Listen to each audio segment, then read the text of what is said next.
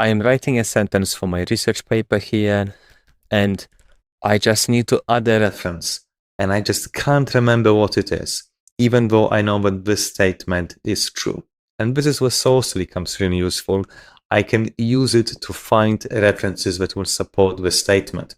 It will basically sift through hundreds, thousands of research papers to find bones that can actually support this. Let me show you how. You can either do a quick search or a deep search. I prefer the deep search because it's just much more thorough and it will also give you explanations of why certain papers are relevant.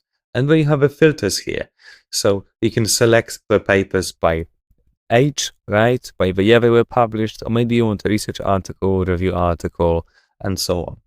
So all you need to do then is just to search for papers, so find sources.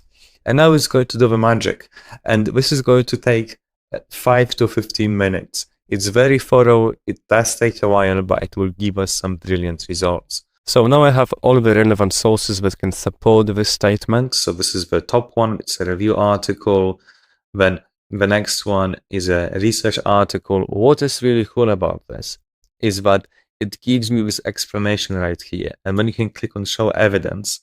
And look, it actually brings snippets from the paper and explains how they are relevant to what I already have, right?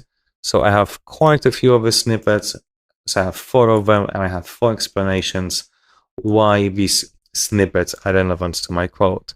So you can go through all of them. You can export. You can save the papers as PDF, and so on. So there's lots of them. There's another research article, then another research article, and really you can use any of them to support the statement that you have. And you can also do it for whole blocks of text, just like here, and then the sentences will get highlighted, and you will get citations for all of the highlights.